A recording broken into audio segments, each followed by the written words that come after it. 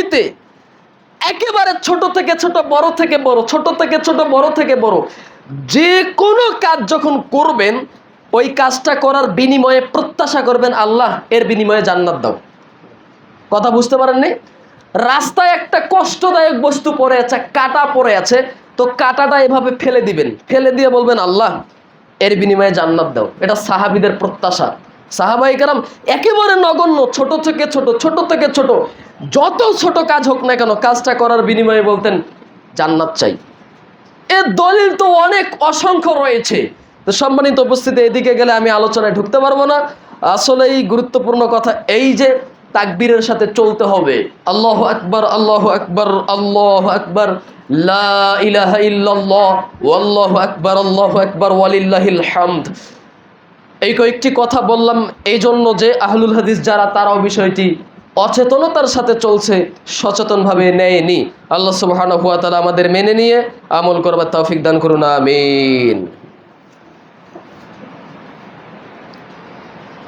ইবাদতের জগতে এক ব্যতিক্রম ধর্মী ইবাদত, তার নাম সালাত। মানুষের জীবনে যত ইবাদত রয়েছে, মুসলিমদের জীবনে পৃথিবীর কোন ইবাদতের সাথে সালাত নামক ইবাদতটির মিল নেই, মিল নেই, একেবারে ব্যতিক্রম। ভিন্নভাবে চলে সালাত নামক ইবাদতটি। সালাত এমন একটি ইবাদত যা কোনো কিছুর পরোয়া করে না। পূর্ব দিকে আছেন, পশ্চিম দিকে আছেন, পবিত্র আছেন, অপবিত্র আছেন, সুস্থ আছেন, অসুস্থ আছেন, সফরে আছেন, বাড়িতে আছেন, শুয়ে আছেন, বসে আছেন, কি আছেন, সালাত এটা দেখতে চায় না। সিয়াম এটা দেখতে চায়। সিয়াম দেখতে চায় মানে আপনি অসুস্থ, তো আপনার সকাল সন্ধ্যার খাবার, সাহারির খাবার এবং সন্ধ্যার খাবার আরেকজন ফকির দুস্থ মানুষকে খাওয়াবেন, আপনার সিয়াম হয়ে যাবে। তাহলে সিয়াম ইবাদতটি লক্ষ্য করে যে ব্যক্তি কেমন আছে। হজ ইবাদতটি লক্ষ্য করে যে আপনার অবস্থা কি। হজ মানে অর্থ সম্পদ হয়েছে, আপনার টাকা পয়সা হয়েছে, শারীরিকভাবে আপনি হজ করতে সক্ষম না, কিন্তু আর্থিকভাবে আপনি হজ করতে সক্ষম।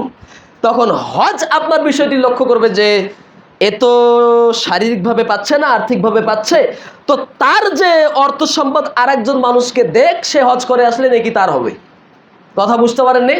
আপনার অর্থ সম্পদ বেশি হয়েছে, হজ ফরজ হয়েছে, তো আপনি যদি হজ করতে শারীরিকভাবে সক্ষম না হন, আরেকজন মানুষকে টাকা দেন, সে হজ করলে নাকি আপনার হবে। তাহলে হজ আপনাকে দেখার সুযোগ দেয় যে আপনার পরিস্থিতি এখন কি আছে। প্রত্যেকটি ইবাদত আপনাকে দেখে যে আপনার পরিস্থিতি কি। সালাত নামক ইবাদতটি আপনার পরিস্থিতি দেখে না, আপনি কি আছেন। কেন রাসূল সাল্লাল্লাহু এভাবে কেন বললেন? সল্লি কায়েমান, পৃথিবীর মানুষ তোমরা দাঁড়িয়ে সালাত আদায় করো। ফাইল্লাম তাস্তাতি, যদি দাঁড়িয়ে সালাত আদায় করতে অক্ষম হও, ফালা জালিসান, তাহলে বসে সালাত আদায় করো। ফাইল্লাম তাস্তাতি, যদি বসে সালাত আদায় করতে অক্ষম হও, ফালা জামবিন, তাহলে শুয়ে সালাত আদায় করো। তবে তোমার সালাত তোমাকেই আদায় করতে হবে। শুয়ে করলেও তোমাকে করতে হবে, বসে করলেও তোমাকে করতে হবে, ইশারা করলেও তোমাকে করতে হবে। তোমার সালাত শ্বাস থাকা পর্যন্ত, তোমার সালাত তোমার দেহে শ্বাস থাকা পর্যন্ত পৃথিবীর আর কোনো ব্যক্তির দ্বারা তোমার সালাত নামক ইবাদতটি হয় না। অথচ অন্য ইবাদত হয়, অথচ অন্য ইবাদত হয়, কিন্তু এইটা হয় না। কেননা এটা একেবারে তো ব্যতিক্রম। এই অংশে মনে হয় শেষ হবে আজকে, যে সালাত একেবারেই ব্যতিক্রম। পৃথিবীর প্রত্যেকটি ইবাদত ফরজ হয়েছে জমিনে, জমিনে, জমিনে। সালাত ব্যতিক্রম ইবাদত, এ ফরজ হওয়ার পদ্ধতিও ব্যতিক্রম। বলেন তো, ফরজ সালাত ফরজ হয়েছে কোথায়? আকাশের উপরে ফরজ হয়েছে। আল্লাহ ফরজ করবেন সালাতকে, তো আল্লাহ বলছেন না, এটা জমিনে ফরজ করা হবে না, এটা ইবাদতটা যে ব্যতিক্রম। সিয়াম ফরজ হয়েছে কোথায়? মুহাম্মদ সাল্লাল্লাহু আলাইহি ওয়াসাল্লাম জমিনে ছিলেন, ফেরেশতা চলে এসে বলছেন ইয়া আইয়ুহাল্লাযীনা আমানু কুতিবা আলাইকুমুস সিয়াম, তোমার উপরে সিয়াম ফরজ করা হলো। এই যে এভাবে সিয়াম ফরজ হলো, হজ এভাবে ফরজ হলো, যাকাত এভাবে ফরজ হলো। সব ইবাদত ফরজ হয়েছে জমিনে, ব্যতিক্রম ধর্মী একটি ইবাদত, এই ইবাদতটি ফরজ হয়েছে আকাশে। মানে ফরজ হওয়ার পদ্ধতিও ব্যতিক্রম, আসার পদ্ধতিও ভিন্ন। ফরজ সালাত আল্লাহ তাআলা দিয়ে মুহাম্মদ সাল্লাল্লাহু আলাইহি ওয়াসাল্লামকে বলছেন, শোনো, এই ইতিহাস আপনারা জানেন, বিশাল লম্বা হাদিস, মেরাজের ঘটনা, যে আল্লাহ প্রথমে দিলেন 50 ওয়াক্ত, এরপরে 5 ওয়াক্ত বা 10 ওয়াক্ত, দুটাই সহিহ হাদিস, কমাতে কমাতে 5 ওয়াক্ত নির্ধারণ করে দিলেন। এরপরে বলছেন, মুহাম্মদ সাল্লাল্লাহু আলাইহি ওয়াসাল্লাম শোনো, ইন্নাহু লা ইউগাইয়িরু কওলি, নিশ্চয় আমার কথার কোনোদিন পরিবর্তন হয় না। তোমার কোনো উম্মত যদি 5 ওয়াক্ত সালাতকে হেফাজত করে, ইয়াবলুগুনা ইলা 50, আমি আল্লাহ তার 5 ওয়াক্ত সালাত পড়বার বিনিময়ে পূর্ণ 50 ওয়াক্ত সালাত পড়লে যত নেকি হতো তত নেকি দিব। কেন? এ ব্যতিক্রম ইবাদত। এখানেও একটা ব্যতিক্রম আছে। প্রত্যেক ভালো ইবাদত 10 গুণে বৃদ্ধি করেন আল্লাহ তাআলা, এই ইবাদতটিও তাই। সম্মানিত উপস্থিতি, বলছিলাম সালাত এক ব্যতিক্রম ধর্মী ইবাদত। আল্লাহ তাআলা বলছেন, ফাইন তাবু ওয়া আকামুস সালাতা ওয়া আতুজ যাকাতা ফাইখওয়ানুকুম ফিদ্দিন। পৃথিবীর মানুষ শোনো, তারা যদি সালাত আদায় করে, ওয়া আতুজ যাকাতা, যাকাত প্রদান করে, ফাইখওয়ানুকুম ফিদ্দিন, তবে তারা তোমার দ্বীনি ভাই, তাহলে তারা মুসলিম, মুসলমান পরিচয় করাচ্ছেন আল্লাহ তাআলা। তার পূর্বে শর্ত আরোপ করলেন, সালাত আদায় করতে হবে। আল্লাহ বললেন, ফাসাল্লি লিরাব্বিকা ওয়ানহার, ফাসাল্লি, তুমি সালাত আদায় করো, লিরাব্বিক, তোমার রবের জন্য, অনহার, অতঃপর কোরবানি করো। দুইটা নির্দেশনা একসাথে, একটা সালাতের, একটা কোরবানির। তো বাঙালি এত আবেগপ্রবণ যে প্রথমটা ভুলে গিয়েছে, দ্বিতীয়টা নিয়ে ব্যস্ত হয়েছে। আরে গরুর হাটে গরু কিনতে গিয়ে, গরু কিনতে কিনতে জোহরের সালাতও শেষ, আসরের সালাতও শেষ, মাগরিবের সালাতও শেষ। আবার ঈদের দিন গোস্ত কোপাতে কোপাতে জোহরও শেষ, আসরের শেষ, মাগরিবও শেষ। ও মনে করেছে যে আমি সালাত আদায় করবো কেন, আমি তো কোরবানি করে মুসলমানিত্ব দেখাচ্ছি। অথচ ও মুসলমান নয়, ও মুসলমান নয়। আরে কোরবানি তো মুসলিমদের ইবাদত। শুধু মুসলিমদের ইবাদত কোরবানি নয়, মুসলিমদের মধ্যে যারা খুব ভালো মুসলিম, মুমিন, মুসলিম, মুহসিন, 3টা ডিগ্রি রয়েছে, মুমিন, মুসলিম, মুহসিন। তো মুসলিমদের মধ্যে সবচেয়ে ভালো পরহেজগার, তাকওয়াশীল, ইবাদতের খুব মনোনিবেশনকারী, খুব বেশি ইবাদত গুজার, তাদেরকে বলা হয় মুহসিন। ইব্রাহিম আলাইহিস সালাম ছিলেন মুহসিন, ইব্রাহিম আলাইহিস সালাম কোরবানি করেছিলেন। আর আপনি তো মুসলমানই না, আপনার কিসের কোরবানি? হাস্যকর কথা, ফজরের সালাত ছুটে গেলে আফসোস হয় না, অথচ ঈদের সালাত ছুটে গেলে আফসোস হয়। এরা তো ধর্মকে কি মনে করেছে? যারা সালাতের দিকে লক্ষ্য না রেখে কোরবানি করছে, এদের এক্সাম্পল আমি দিয়ে থেকে ঈদের মাঠেও বলছি, যে কোনো এক ব্যক্তি শুনেছে, বুখারী মুসলিমের হাদিস, মুহাম্মদ সাল্লাল্লাহু আলাইহি ওয়াসাল্লাম অলওয়েজ পাগড়ি পরতেন। তার রাসূলের উপরে তার খুব ভালোবাসা, যে আল্লাহ রাসূল পাগড়ি পরতেন, তো আমিও পাগড়ি পরবো। তো পরনে কিছুই নেই, পরনে কিছুই নেই, শুধু একটি লুঙ্গি ছিল। তা চট করে লুঙ্গি খুলে মাথায় পাগড়ি বাঁধতেছে আর বলতেছে, পাগড়ি পরা রাসূলের সুন্নাহ। তো পাগড়ি পরতে গিয়ে যে ও বিবস্ত্র হয়ে গেছে, এদিকে লক্ষ্য করেনি। তো ঠিক বলতেছে, কোরবানি আবেগময় ইবাদত, কোরবানি আত্মত্যাগের ইবাদত, যে কোনো মূল্যে আমাকে কোরবানি করতে হবে। কোরবানি করতে গিয়েছে মুসলমান থেকে খারিজ হয়েছে, মুসলমান নয়, সে মুসলমান নেই, তার ইসলাম নেই, ইসলাম ভেঙে গিয়েছে যখন 5 ওয়াক্ত সালাত ছেড়ে দিয়েছে। এটা হিসাব মাথায় রাখতে পারেনি। একজন মানুষ জন্মের পর থেকে মরা পর্যন্ত সারা জীবনে প্রতি বছর, মনে হয় যে বিগত মাসে আপনাদের বলছিলাম, রাসূল সাল্লাল্লাহু আলাইহি সাল্লাম একই দিনে সর্বোচ্চ কতটি কোরবানি করেছেন? 100টি কোরবানি করেছেন একই দিনে, একই দিনে। সেটা ছিল কোন দিন? বিজয় হজের দিন, বিদায় হজের দিন। নিজে কোরবানি করেছেন 63টি, আর 37টি কোরবানি করেছেন কে? আলী রাদিয়াল্লাহু তাআলা আনহু, হাদিসটা তো বলছিলাম এই মেম্বারে বিগত মাসে কোরবানির আলোচনায়। তো আল্লাহ রাসূলের জীবনের সবচেয়ে বেশি কোরবানি হয় বিদায় হজের দিন। একদিনে তার 100 কোরবানি হয়েছে। তো কোনো মানুষ জন্মের পর থেকে মরা পর্যন্ত সারা জীবন প্রতি বছর যদি 100টি করে কোরবানি দেয়, দিয়ে যত নেকি একসাথে হবে, যত নেকি একসাথে হবে, আর কোনো একদিনের ফজরের সুন্নাত 2 রাকাত সালাত, ফরজ বাদ দিলাম, কোনো একদিনের ফজরের সুন্নাত 2 রাকাত সালাত, দুটা যদি ওজন করা যায়, সারা জীবনের কোটি কোটি টাকা খরচ করে কোরবানি দিয়েছে, সব নাকি হালকা হয়ে যাবে, ফজরের 2 রাকাত সুন্নাতের নাকি ভারী হয়ে যাবে। আরে এটা তো সুন্নাত, এটা সুন্নাত, ফরজের হিসাব করলাম না, এটা সুন্নাত সালাত। তাহলে ওদের হিসাব কোথায় যারা কোরবানি নিয়ে ব্যতিব্যস্ত, কিন্তু সালাতের দিকে লক্ষ্য রাখছে না। সম্মানিত উপস্থিতি, সালাত সর্বপ্রথম কথা, সালাত এমন এক ইবাদত যা ডিভাইড করতে পারে, পৃথিবীর আর কোনো ইবাদত করতে পারে না। সালাত ছেড়ে দেয় যে ব্যক্তি, ওই ব্যক্তি যত পাপী, পৃথিবীর আর কোনো ব্যক্তি তত পাপী নেই।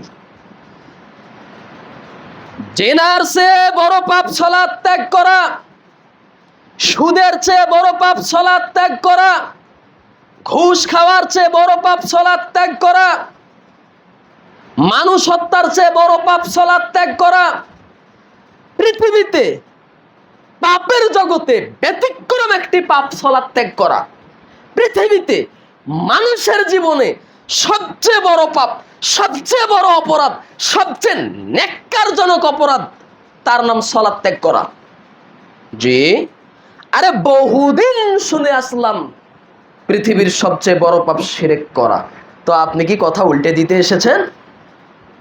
জি না, আমি তো কথা উল্টে দিতে আসিনি, তবে আপনাকে বুঝাতে এসেছি। আমি কথা বলি যে পৃথিবীর সবচেয়ে বড় পাপ শিরক করা, হাদিস বুখারী মুসলিম। তবে আজ বললাম পৃথিবীর সবচেয়ে বড় পাপ সালাত ছেড়ে দেয়া। কেন? দুটাই তো একই। এটা কি আমার বাপের কথা?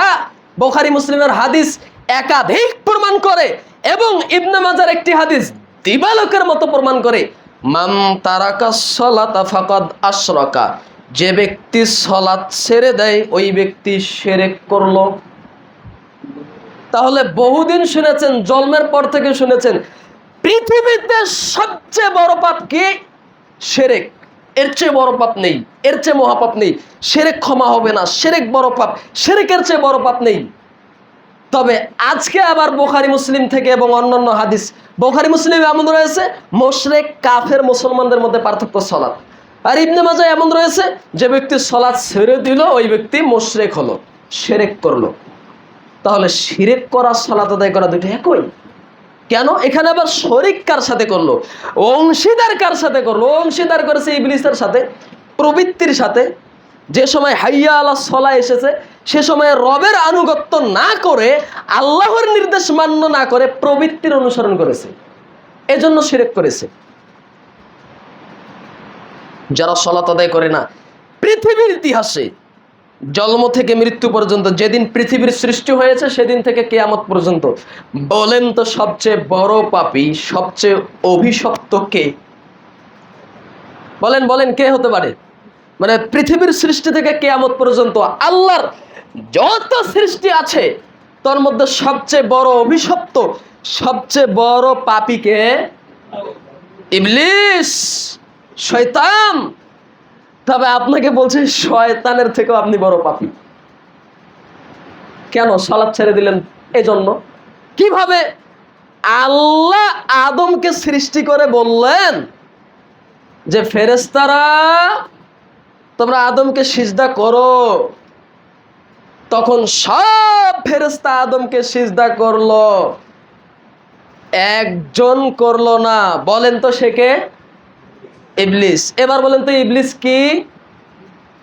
ইবলিস কি ফেরেশতা? ইবলিস কি ফেরেশতা? কি ছিল ইবলিস? এটা আকাইদের ব্যাপার, আকাইদ।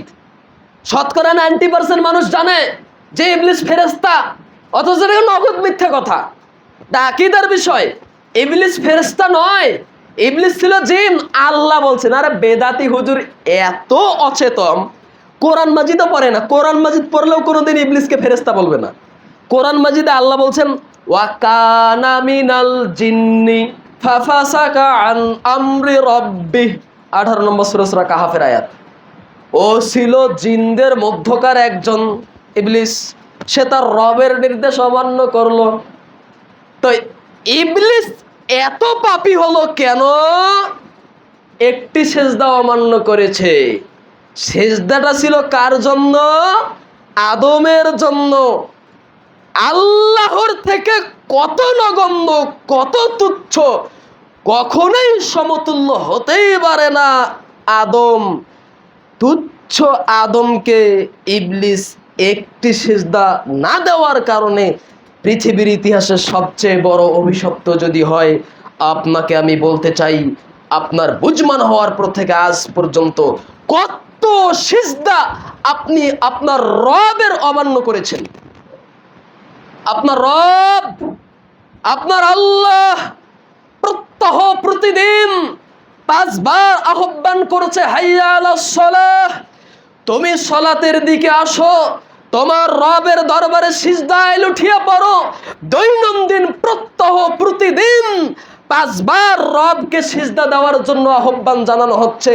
আপনি আপনার রবের কত সিজদা অমান্য করেছেন? আপনি আপনার আল্লাহর কত নির্দেশ অমান্য করেছেন? আর ইবলিস তো কেবলমাত্র একদিনের এক সিজদা অমান্য করেছে। তারপরেও সেই সিজদাটি আল্লাহর জন্য কি ছিল?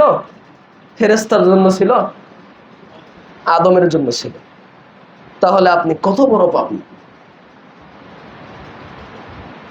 সম্মানিত উপস্থিতি, বলছিলাম ইবাদতের জগতে এক ব্যতিক্রম ধর্মী ইবাদত সালাত। আপনি নিজেকে জিবরাইলের চেয়ে দামি মনে করিয়েন না যে আমি কেন সেজদা দেব, আমি কেন মাথা নত করব। আর জিবরাইল মাথা নত করেছিল, মিকাইল মাথা নত করেছিল সামান্য তুচ্ছ আদমের ক্ষেত্রে। আর আপনার তো রবের দরবারে সিজদা দেওয়ার জন্য বলা হয়, কিন্তু আপনি দেন না।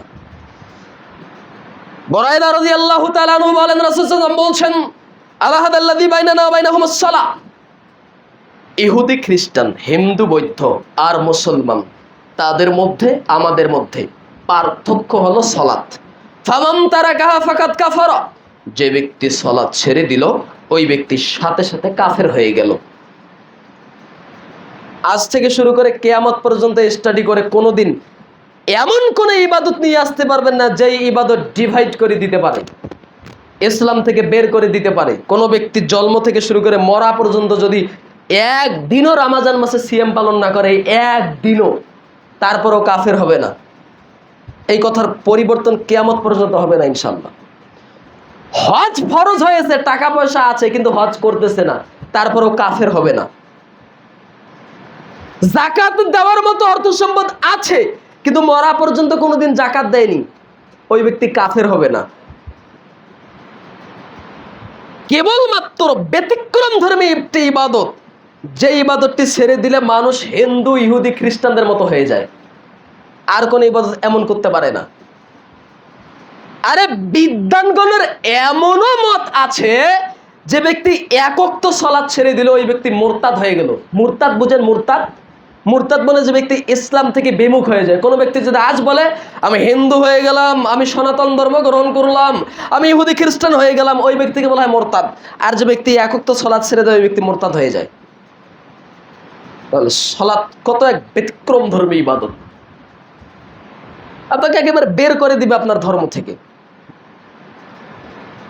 সম্মানিত উপস্থিতি, একদিনের ঘটনা, মুহাম্মদ সাল্লাল্লাহু আলাইহি সাল্লাম মসজিদে নববীতে আছেন, একজন সাহাবী প্রবেশ করেছেন, তবে সালাত আদায় করলেন না।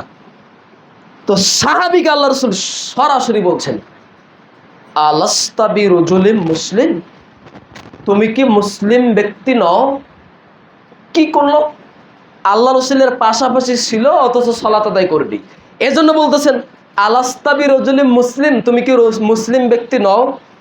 আশ্চর্য ব্যাপার, ও ব্যক্তি কি এমন পাপ করেছে শুধু সালাতই আদায় করেনি?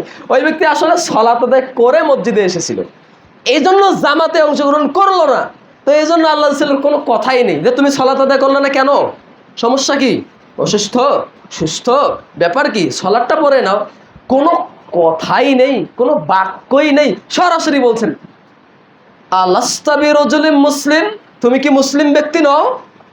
তার মানে যে সালাত আদায় করে না ওই ব্যক্তি কি নয় বলেন তো? কথা কি বুঝতেছেন? ওই যে মুরব্বী ঘুমাচ্ছে, চাচাকে একটু জাগিয়ে দেন। আরো দেখেন আশেপাশে কে ঘুমাচ্ছে।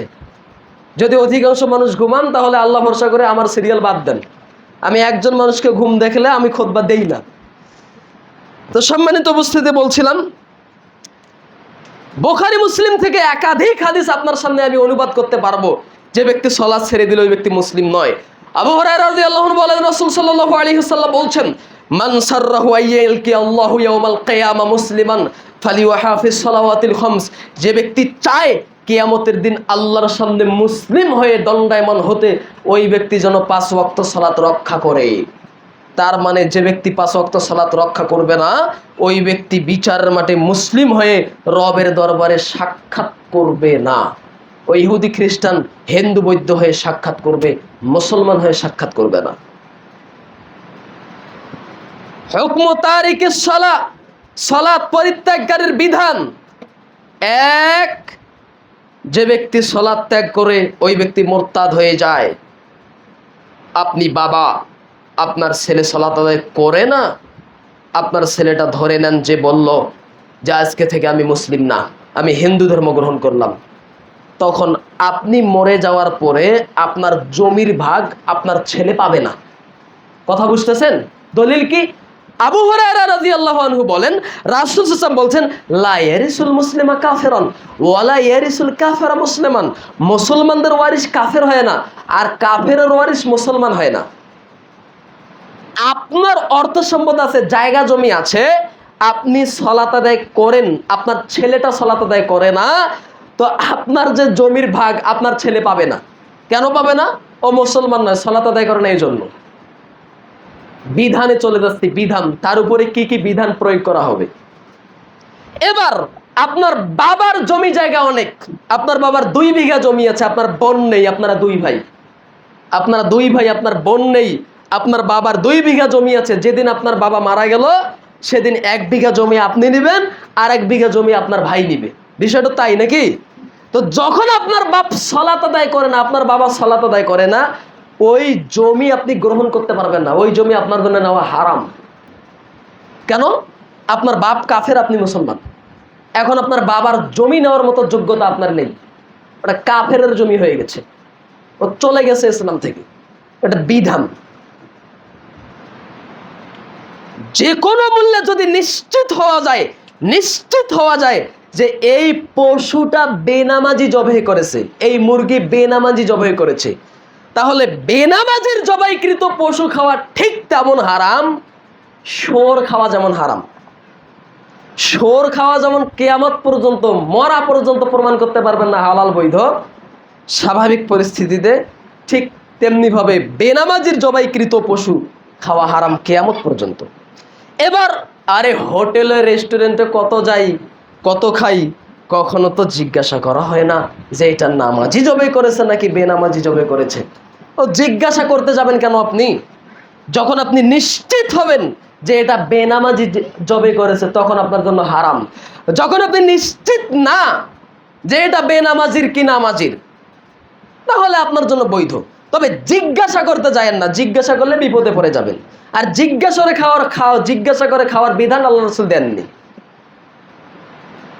সম্মানিত উপস্থিতি, বলছিলাম যখন লোকটা সালাত আদায় করে না তখন তার সাথে হুকুম কি হবে? হুকুম, আরে মেয়েকে জন্ম দিয়েছে, মেয়েকে তো বিবাহের সময় অলি হবে, অলি লাগবে, অলি ছাড়া বিবাহ বাতিল। তো অলি হয়ে বলেন তো কে? বিবাহের সময় কে অলি হবে? মেয়ের বাবাকে অলি হতে হবে। মেয়ের বাবা বেঁচে আছে, ঢং করে যদি দাদাকে দেন তাহলে হবে না, মেয়ের বাবাকেই অলি হতে হবে। আর বাঙালি সমাজে তো নেই, আরে বেদাতিরা তো এটা জানেই না। মানে শতকরা 90% বিবাহ এমন ভাবে হচ্ছে যে আমি কেন, ওর দাদা অলি হোক, ওর চাচা অলি হোক, আরে আমি হব কেন? বাপকেই অলি হতে হবে। তো মেয়েটা সালাত আদায় করে কিন্তু বাপ সালাত আদায় করে না, তখন মেয়েটাকে যে বিবাহ দেওয়ার একটা যোগ্যতা থাকতে হবে বাপ হিসাবে, নাকি যে আমি বাপ, আমি মেয়েটাকে বিবাহ দিব, মেয়েটা সালাত আদায় করে, এই যোগ্যতা হারিয়ে ফেলেছে। তখন বিবাহ দেবে মেম্বার চেয়ারম্যান, কথা কি বুঝতেছেন? ওই বাপ বাপ হওয়ার যোগ্যতায় হারিয়ে ফেলেছে। কেন? মেয়েটা নামাজি, বাপ বেনামাজি। এখন বাপ যদি 1000 বার অলি হয়ে বিবাহ দেয়, 1000 বার বিবাহ বাতিল, ওর বিবাহই হবে না। কেননা ওলি কাফের আর মেয়েটা মুসলমান। আরো কঠোর হবে।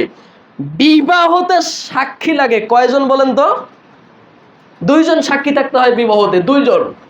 আর বাঙালি সমাজের সাক্ষী হতে হয় 4 জন।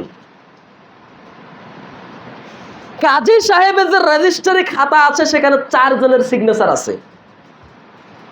ও খাতা তো ইবলিশ শয়তানের পরামর্শে করা হয়েছে। ও খাতা তো কোনো মুসলিম রেজিস্ট্রিতে থাকতে পারে না। বাঙালিদের মধ্যে মুসলিম রেজিস্ট্রারি যে খাতা রয়েছে, বিবাহ রেজিস্ট্রারি যে খাতা রয়েছে, এটা ইবলিশ শয়তানের তৈরি করা খাতা। এটা বাঙালিদের মধ্যে ইবলিশ শয়তান প্রবেশ করে দিয়েছে। এটা মুসলমানদের তৈরি করা খাতা না, এটা শয়তানের তৈরি করা খাতা। কেন? ওখানে 4 জন সাক্ষী। কেন 4 জন সাক্ষী প্রমাণ করতে হয় জেনা প্রমাণ করার সময়? একজন ব্যক্তি জেনা করেছে কিনা এটা প্রমাণ হবে 4 জন সাক্ষী দ্বারা। আল্লাহ এই কথা বলছেন। তাফসিরে জালালাইনে স্পষ্ট রয়েছে, শুহুদ আরবাউন মিনাজ জিনা আরবাউন। 4 জন সাক্ষী দিয়ে জেনা প্রমাণ করতে হয়। বিবাহতে লাগে সাক্ষী 2 জন। তো 2 জনের কোনো একজন সাক্ষী বেনামাজি, তখন বিবাহ শুদ্ধ হবে না। ও সাক্ষী হওয়ার মতো যোগ্যতা রাখে না বিবাহে, বেনামাজি। তো হয়তো বা অনেকে ভাবতেছেন যে বিয়ে শাদী তো করেছি, কে যে সাক্ষী ছিল এগুলো তো জানি না, কি হবে। তা আসলে এই পরিস্থিতি এমনই। এখন থেকে সচেতন হওয়ার চেষ্টা করবেন। এরপরে চলেন, লোকটা সালাত আদায় করে না, তার সাথে আপনার ভ্রাতৃত্ববোধের সম্পর্ক হারাম। তার সাথে সম্পর্ক কেমন? হিন্দু ইহুদি খ্রিস্টানদের মানুষ হিসাবে সম্পর্ক যেমন তেমন। ভাই বলতে পারবেন না। আল্লাহ বলছেন ফায়খানুকুম ফিদ্দিন, ভাই বলতে হলে আগে তাকে সালাত আদায় করতে হবে। তাকে আপনি ভাই বলতে পারবেন না। বন্ধু অন্তরঙ্গ মানুষ তো বহু দূরের কথা। ছেলেটা সরকারি চাকরি করে, গাইবান্ধা সরকারি কলেজের লেকচারার, সরকারি চাকরি ছেলেটা করে, সব কিছু ঠিক আছে, দেখতে বড় ভালো, সুদর্শন, খুব ভালো একটা ছেলে, সতেজ ব্রেনের ছেলে, খুব ভালো ছেলেটা।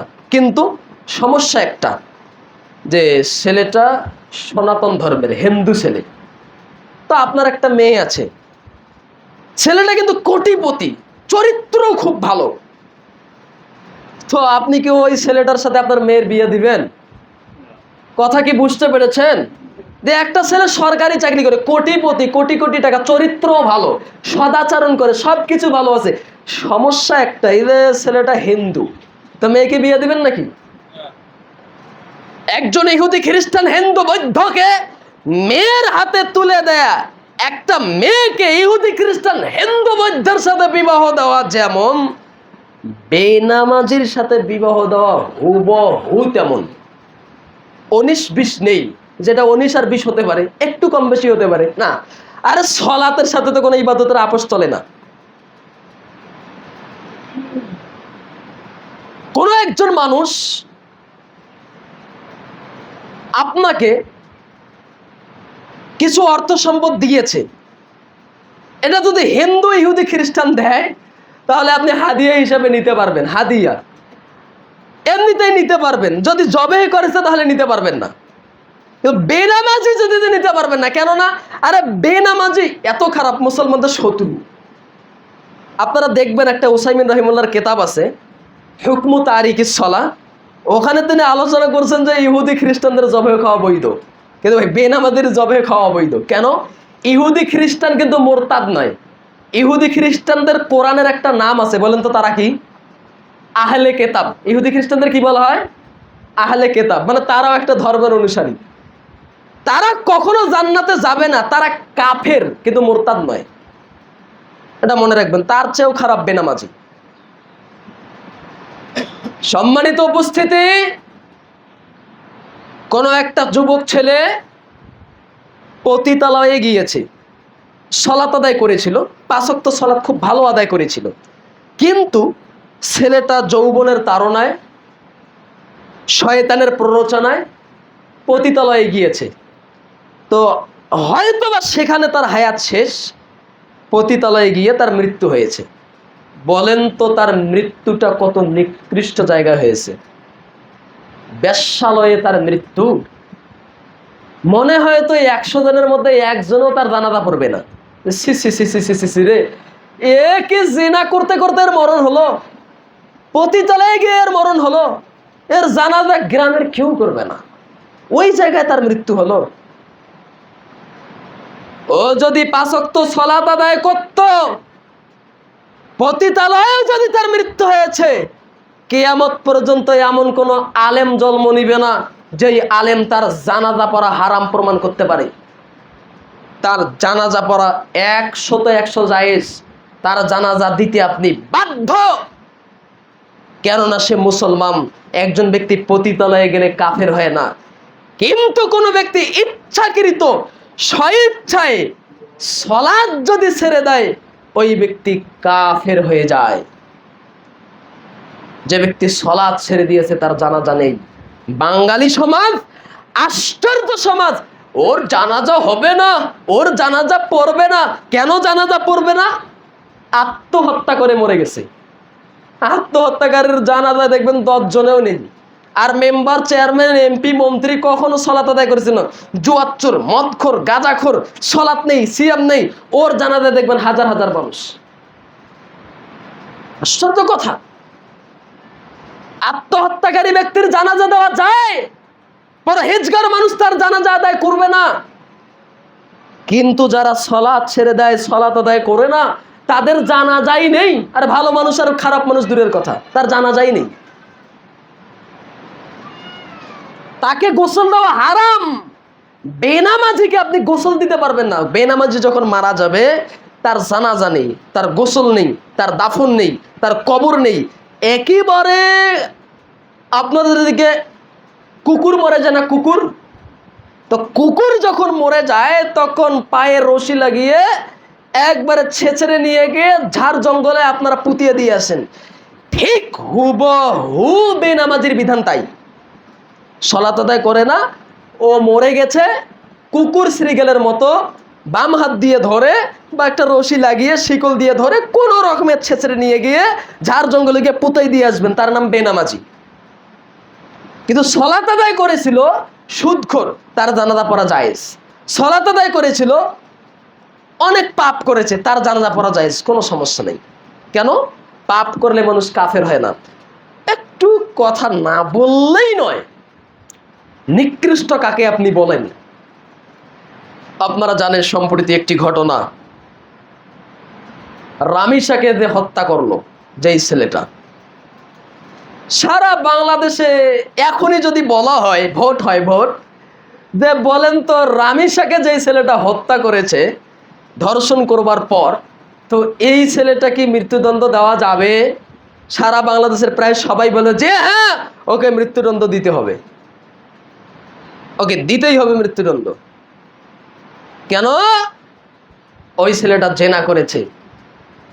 ওই ছেলেটা যদি সালাত আদায় করত, আবার বুঝেন, ছেলেটা যদি সালাত আদায় করত আর জেনা ব্যভিচার করেছে, তাহলে ওই ছেলেটা শতগুণ ভালো একজন বেনামাজির চেয়ে। অথবা এইভাবে আরো বলি যে রামিসাকে ধর্ষণ করেছে সে খারাপ, রামিসাকে হত্যা করেছে সে খারাপ, সে নিকৃষ্ট, সে বর্বর, সে বেহায়া। তবে তার চেয়ে খারাপ, তার চেয়ে নিকৃষ্ট, তার চেয়ে বর্বর, তার চেয়ে খারাপ হলো ওই ব্যক্তি যে ব্যক্তি সালাত ছেড়ে দিয়েছে। কেন? ও ধর্ষণ করলে কাফের হয় না, কিন্তু সালাত ছেড়ে দিলে কি হয় বলেন তো? জেনা করলে ঈমান কমে যায়, কিন্তু ঈমান ভেঙে যায় না। কথা কি বুঝতেছেন? একটু ব্যতিক্রম ভাবে শুনেন না। মদ খেলে ঈমান কমে যায়, ঈমান ভেঙে যায় না। সুদ খেলে ঈমান কমে যায়, ঈমান ভেঙে যায় না। কিন্তু সালাত থেকে বেমুখ হলে ঈমান ভেঙে যায়। ওমর রাদিয়াল্লাহু তাআলা আনহু এমত অবস্থায় যুদ্ধের মাঠে আছেন, যুদ্ধ করতেছেন, তরবারি দ্বারা তার কণ্ঠনালী থেকে রক্ত ঝরছে, কণ্ঠনালী থেকে রক্ত ঝরছে, সালাত আদায় করছে। সালাত আদায় করতে করতে ওমর রাদিয়াল্লাহু তাআলা আনহু বলছেন, লা দীনা লা সালাতা লিমান লা দীনা লাহু। মনে রেখো পৃথিবীর মানুষ, যে ব্যক্তি সালাত ছেড়ে দিয়েছে তার দিন নেই, তার ইসলাম নেই। কখন বলছে? সালাত শেষ করে বলল। কখন বলল? তার কণ্ঠনালী থেকে রক্ত ঝরছে, যুদ্ধের মাঠে আছে, মুমূর্ষু অবস্থায় আছে, মরে যাওয়া ভাব, ওই অবস্থায় বলছেন লা দীনা লিমান লা সালাতা লাহু। তার দিন নেই, তার ইসলাম নেই, যার সালাত নেই।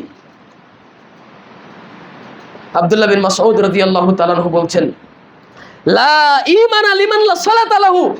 তার ঈমান নেই যার সালাত নেই। সালাতই ঈমান। অতএব আজকের আলোচনার শেষ কথা, সালাত কোনো পরিস্থিতি বোঝে না। ডান হাত অবশ হয়ে আছে, বাম হাত অবশ হয়ে আছে, ডান পা অবশ হয়ে আছে, বাম পা অবশ হয়ে আছে, নড়তে পারেন না, চড়তে পারেন না, কোনো কিছু করতে পারেন না, একেবারেই অবশ অবস্থা। শুধু চোখ দুটাও বন্ধ আছে, চোখ দুটাও খুলতে পারেন না, কেবলমাত্র শ্বাস আছে, সেন্স আছে যে আপনি বেঁচে আছেন। এই অবস্থায়ও আপনাকে সালাত আদায় করতে হবে, করতেই হবে। এই অবস্থায় আপনার ছেলেটা 15 বছর বয়স সালাত আদায় করে না, আপনি অচেতন। আপনার মেয়েটা সালাত আদায় করে না, আপনার পরিবারের স্ত্রী সালাত আদায় করে না, আপনি কিছুই মনে করতে পারেন না। আরে আরব বিদ্বানগণ ফতোয়া দিয়েছে যে বেনামাজির সাথে যদি সংসার কন্টিনিউ করা যায় তাহলে তালাক অটোমেটিক ভাবে হয়ে যায়। আপনি সালাত আদায় করেন, আপনার স্ত্রী সালাত আদায় করে না, তো এবার বিবাহ বিচ্ছেদ, বিবাহ তালাক করতে রেজিস্ট্রি খাতা লাগবে না, তালাক করতে কাজই লাগবে না, তালাক দিতে সরকারি কোনো নিয়ম লাগবে না, অটো তালাক, এমনিতেই তালাক হয়ে যাবে, সংসারই টিকবে না। কেন? ও মুসলমান আর আপনি কাফের, বা আপনি কাফের সে মুসলমান, দুইজনের মধ্যে সংসার হয় না। সম্মানিত উপস্থিতি, বলছিলাম ব্যতিক্রম ধর্মী ইবাদত সালাত। আল্লাহ সুবহানাহু ওয়া তাআলা আমাদের সালাতকে যথাযথ হেফাজত করবার তৌফিক দান করুন। আমিন ইয়া রাব্বাল আলামিন। আলহামদুলিল্লাহি রাব্বিল আলামিন ওয়াসসালাতু ওয়াসসালামু আলা রাসূলিহিল আমিন ওয়া আলা আলিহি ওয়া আসহাবিহি আজমাইন। সম্মানিত উপস্থিতি, আমরা আজকের জুমার খুতবায় হুকম তারিকিস সালাহ, সালাত পরিত্যাগকারীর বিধান, এ বিষয়ে তথ্যবহুল আলোচনা করবার চেষ্টা করলাম। আগামী মাসে আলোচনা নির্দিষ্ট বিষয়ে থাকবে ইনশাআল্লাহ। অবশ্যই আমরা কোনো একদিন ফাজাইলুস সালাহ, সালাতের ফজিলত বিষয়ে আলোচনা করব এবং দ্বীনের মৌলিক বিষয়গুলো আলোচনা করবার চেষ্টা করব। অবশ্যই আপনারা বিশেষ করে সপ্তাহে একদিন, অনেকে দূর দূরান্ত থেকে আসেন, তাড়াতাড়ি আসবার চেষ্টা করবেন। জুমার সালাতের নেকি অত্যন্ত, যা সূচনায় বলছিলাম, শেষ সময়ে এসে এই নেকিকে নষ্ট করিয়েন না। আপনারা সংখ্যালঘু মানুষ, এ কথা আমি জানি, তবে সংখ্যালঘু দ্বারাই ইসলাম সবসময় ছিল, আছে, থাকবে ইনশাআল্লাহ। সংখ্যাগরিষ্ঠর হাতে কখনো ইসলাম যায় না, সংখ্যাগরিষ্ঠ কখনো ইসলাম টিকে রাখতে পারে না। সংখ্যালঘু দ্বারাই ইসলাম এসেছে। ফাতুবা লিল গুরাবা, আল্লাহর নবী বলছেন সংখ্যালঘু দ্বারাই ইসলাম বিদায় হবে, এবং তোমরা সংখ্যালঘু ব্যক্তিদের শুভ সংবাদ দাও। তো অতএব সংখ্যায় আপনারা কম, কিন্তু ঈমান থাকতে হবে পূর্ণ, সালাতে দ্রুত আসতে হবে, আলোচনা শুনে মেনে নেওয়ার মতো একটা পরিস্থিতি তৈরি করতে হবে। আজকে থেকে পরিবারে যান, বিশেষ করে জোরালোভাবে আলোচনা করুন পারিবারিক বৈঠকে যে আমার ছেলে মেয়ে যারা আছো, তোমাদের সালাত আদায় করতে হবে, করতেই হবে। 15 বছর পরে যদি সালাত আদায় না হয় তাহলে পরিবার আলাদা করে দিতে হবে, পুত্র ত্যাগ করে দিতে হবে। 15 বছরের পরে আপনার ছেলে আপনার সংসারে আছে, আপনার পরিবারে খাচ্ছে, এমন অবস্থায় আপনার হালালভাবে সংসার চলছে না, অবশ্যই তাকে বিচ্ছিন্ন করে দিতে হবে। আল্লাহ সুবহানাহু ওয়া তাআলা আমাদের বুঝে সালাত নামক ইবাদতটি শক্তভাবে ধারণ করবার মাধ্যমে ঈমানকে সুদৃঢ় করবার তৌফিক দান করুন। আমিন ইয়া রাব্বাল আলামিন। আল্লাহু আকবার, আল্লাহু আকবার।